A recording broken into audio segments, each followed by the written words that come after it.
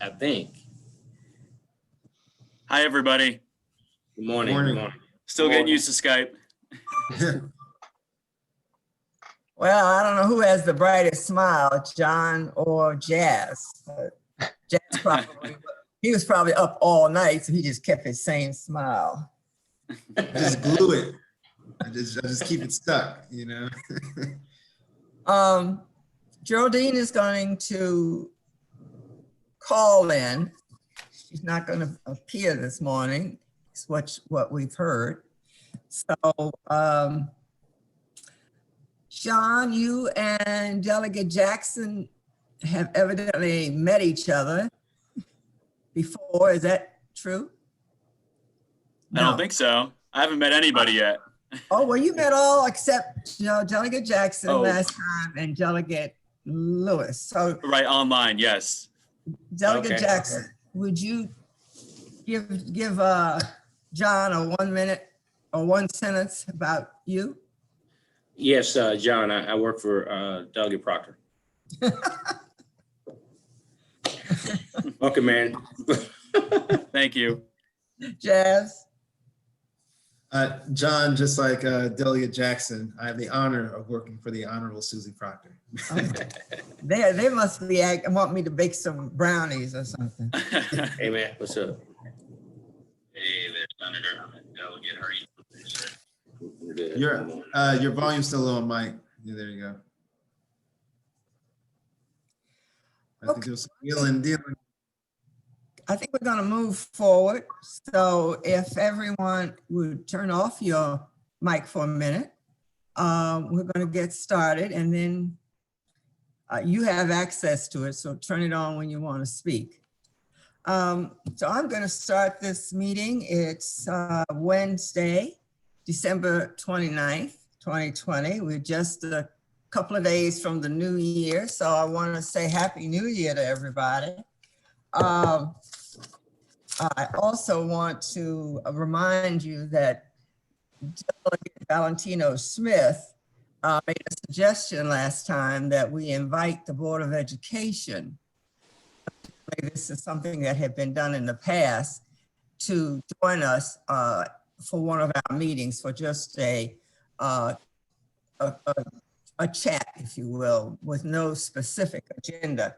I spoke with Dr. Thornton, and I think everybody knows Dr. Thornton is leaving January 8th.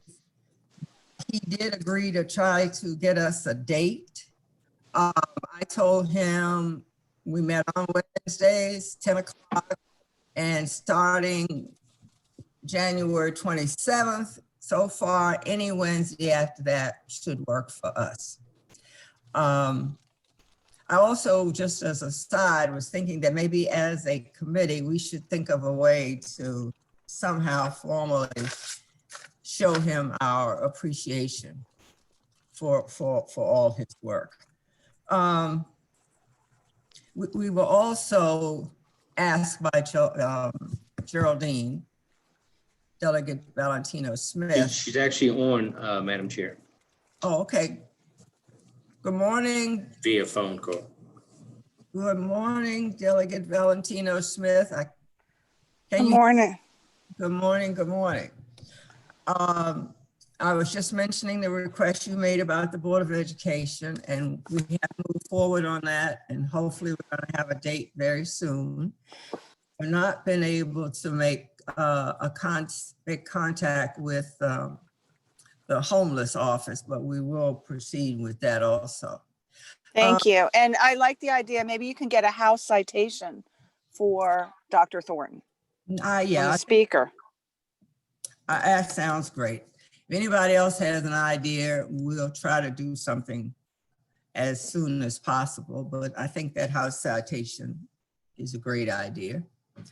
Any other comments, questions before we open it up to the bills? No one?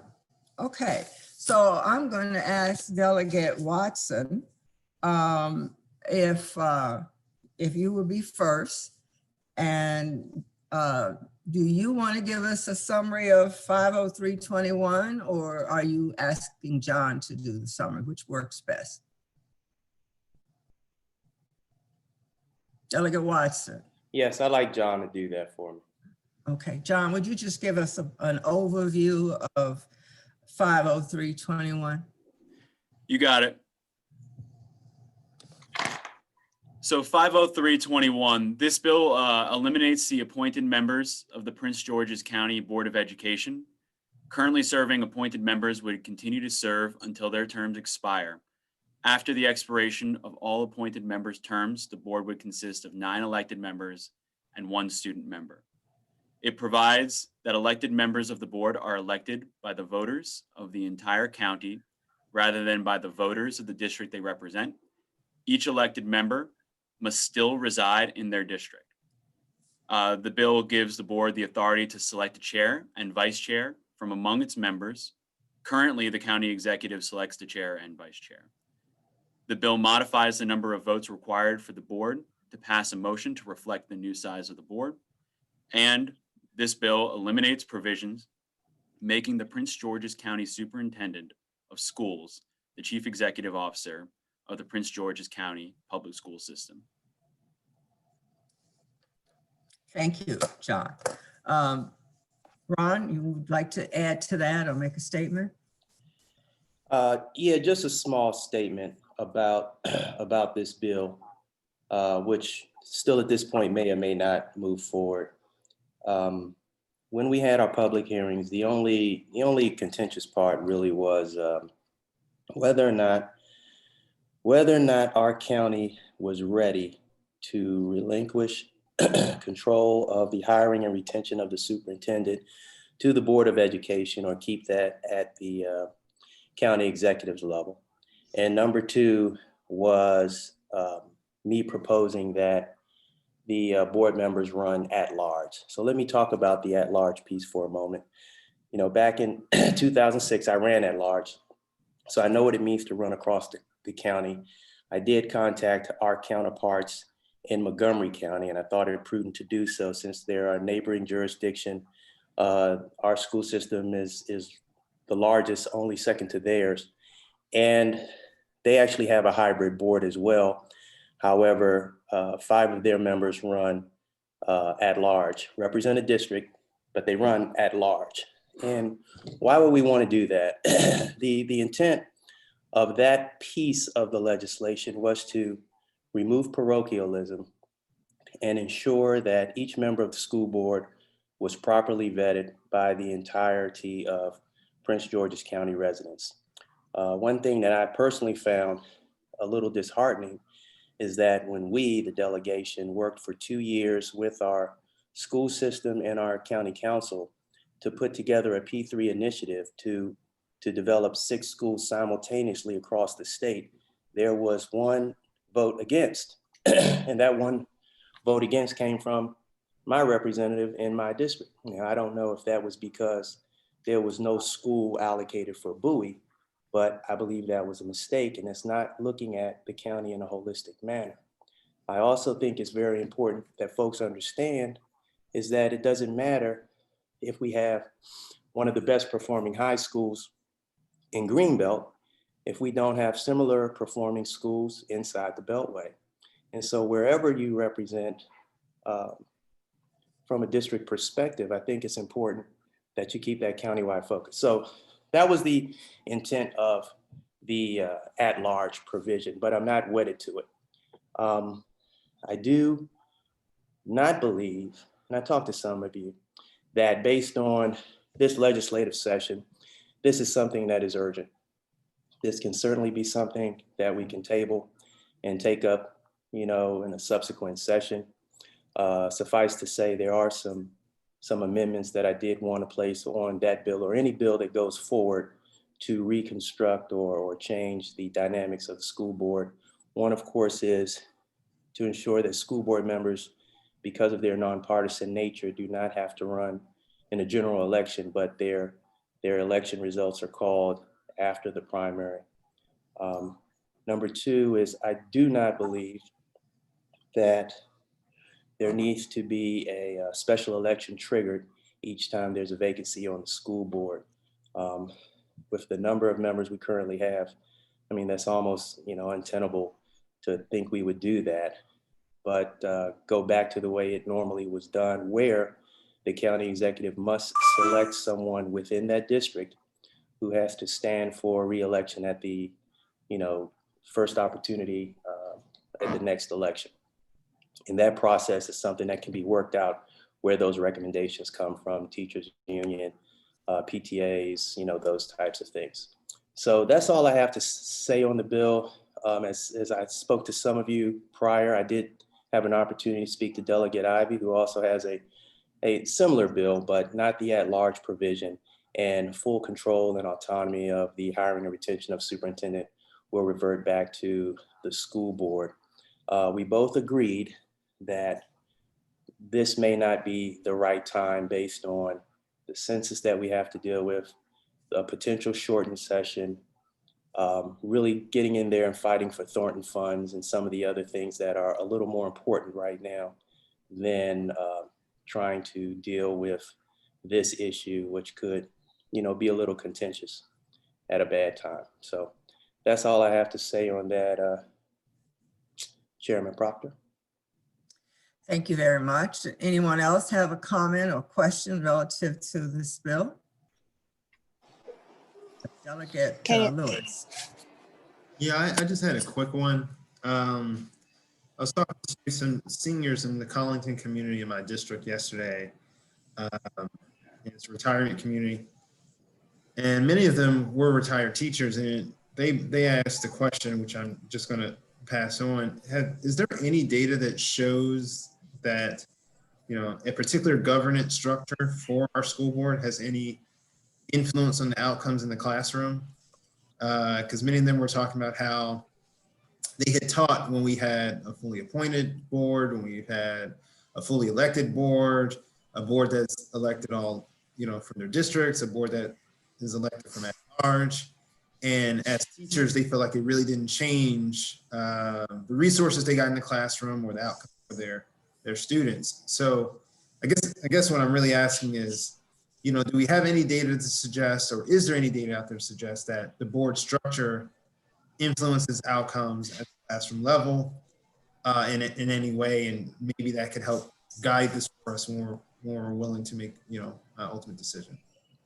If I may respond to that, Chairwoman Proctor. Thanks for that, Delegate Lewis. And I've heard that over and over again. And my research shows, even in Prince George's County, there has been no significant gain in student achievement with the different configurations of the school board.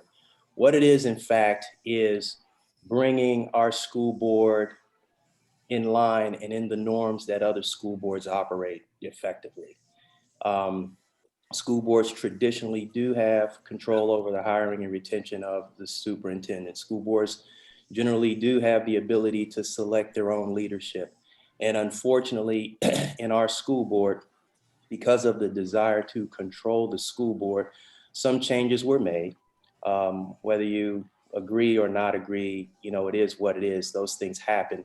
The same way, similarly, back in 2003-4 timeframe, when we went to an all appointed board, those decisions were made based on folks in the General Assembly's perception of the degree of effectiveness of that current board.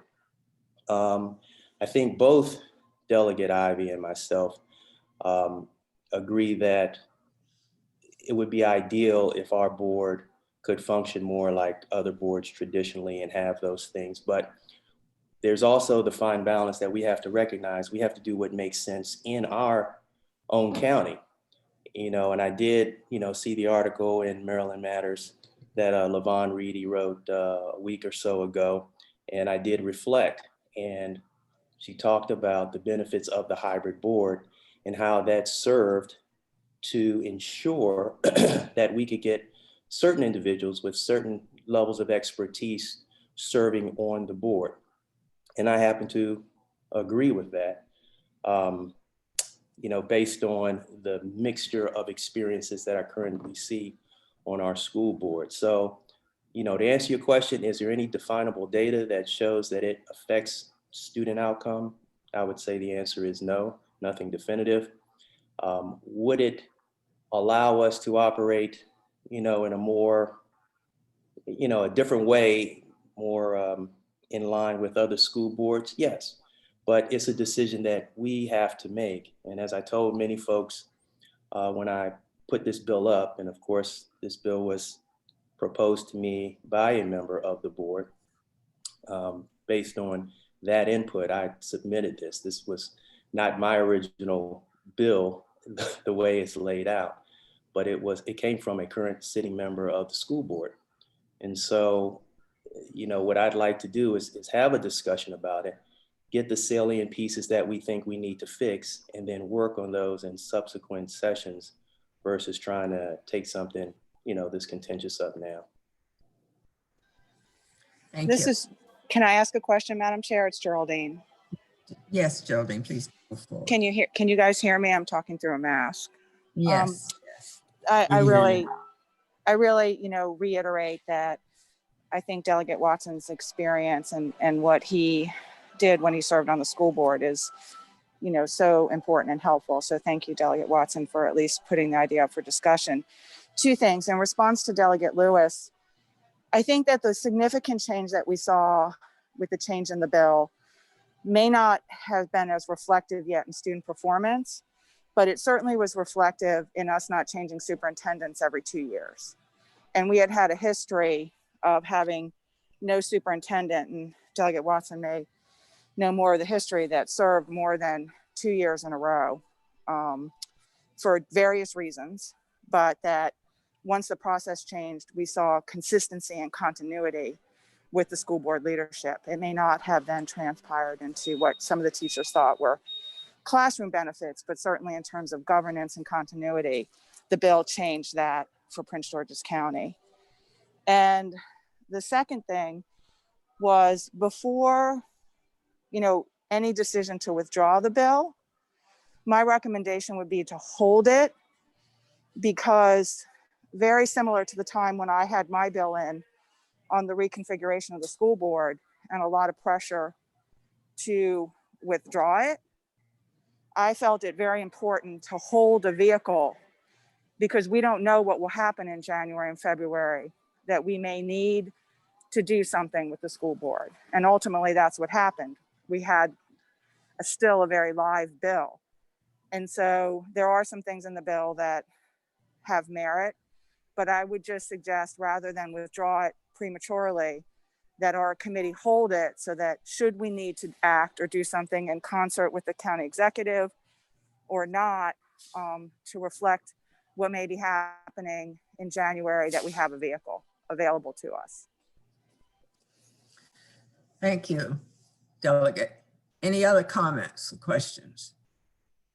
Well, I'd like to share that I've had a number of conversations with people, and one of the things that seems to be on many people's minds is that they would like an opportunity to study the bill, to maybe have several months to have public discussion. We have had, as everybody knows, an elected board, appointed board, a hybrid board, and it would be very important that we get it right this time. Get the one that works best for us. And with, as Delegate Watson said, with all the things that we already have on our plate, I think it would be very helpful if we considered a type of task force, study group, whatever, maybe through the summer, and look at it for next session, because this is a very complex, complicated. People talk about changing the school board, and it's like you're talking about taking their firstborn child. It's a very, very important issue. And I think everyone who wants to have input should be able to do that. So I think I'd ask us to consider that request and concern. Any other comments relative to this bill this morning? Well, thank you very much, Delegate Watson. And now if we could, Delegate Walker is not here. We only have one other bill this morning, 50421, and the sponsor is Delegate Walker. But we will move on and ask John to give us an overview of this 50421.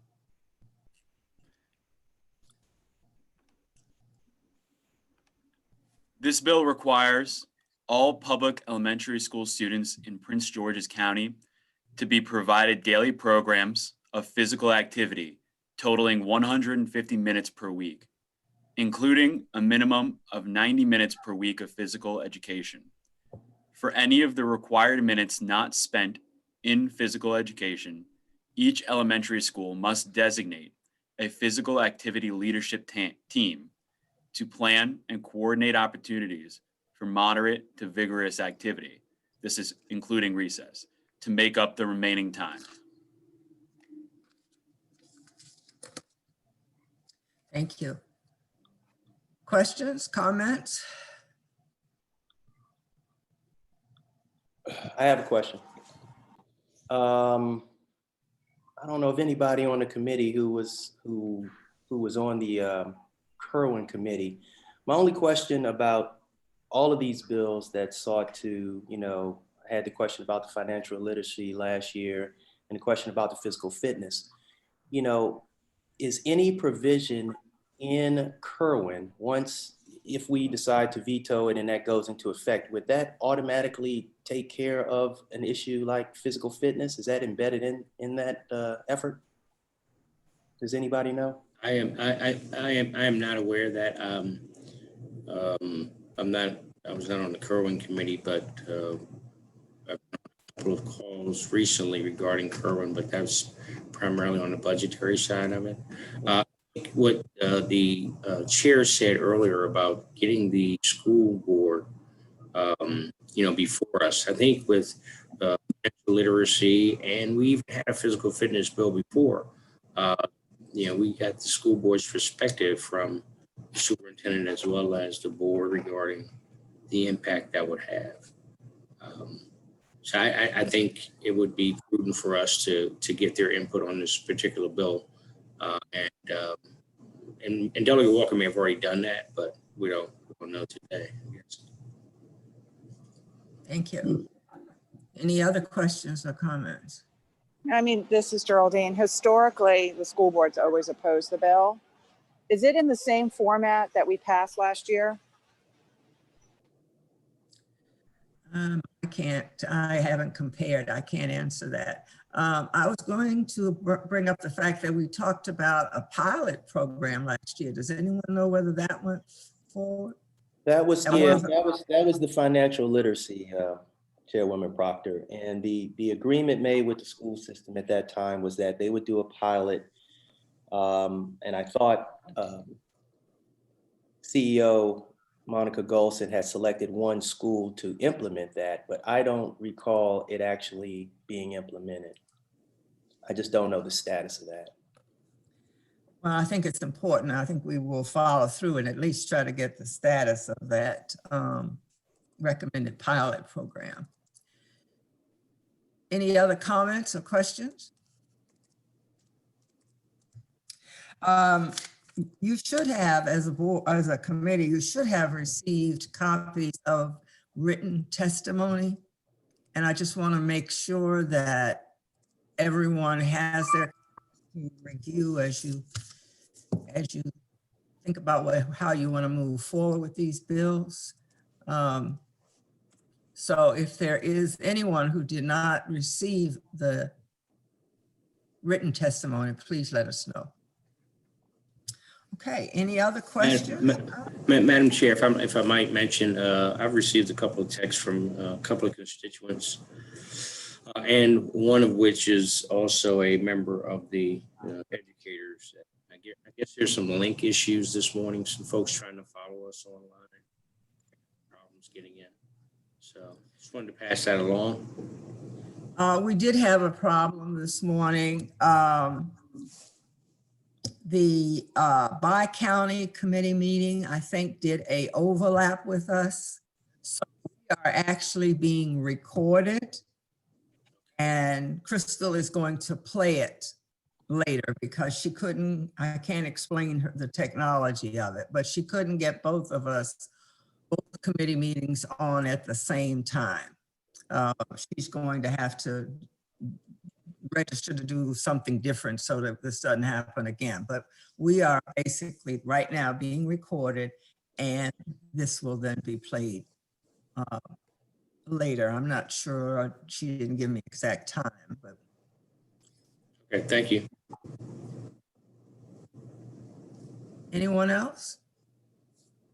Well, thank you very much, everybody, for attending this morning. I think we had I think we have a lot to think about, and I do wish that you would think about the requests that have been made, some directly, some indirectly, that we take the time necessary to really study this and hopefully come up with a configuration that the public and the delegation can agree to, because there are so many sidebar issues with this.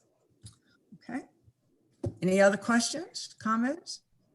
So, sorry, Delegate Proctor. So the next step is we're going to move forward in trying to have the Board of Education join us so we can engage them on some more of the nuances and details of some of the bills and to get some of their feedback before session? That's not going to happen before session. Okay. Conversation with Dr. Thornton. The earliest it's going to happen with that conversation, it seemed the earliest it would happen would be January 27th, our Wednesday meeting on that date. Okay. Okay. All right, everybody have a wonderful year. Madam Chair, can I ask one question? Sorry. Sure. At 2 sessions ago, we had a local bill in where we were proposing that the school board have transparency on their website for school board member expenditures. And as a delegation, we withdrew the bill because the school board made attestations that in their website redesigns, they'd be working on that.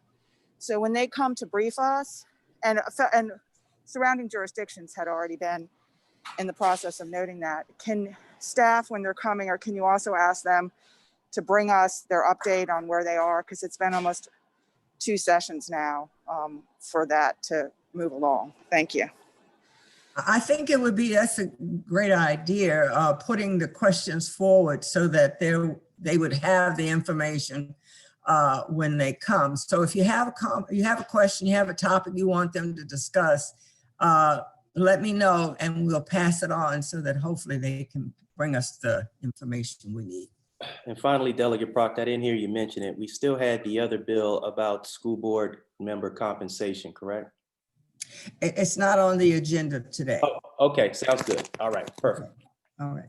All right, everyone have a good holiday and thank you again for coming this morning. Take care, everybody.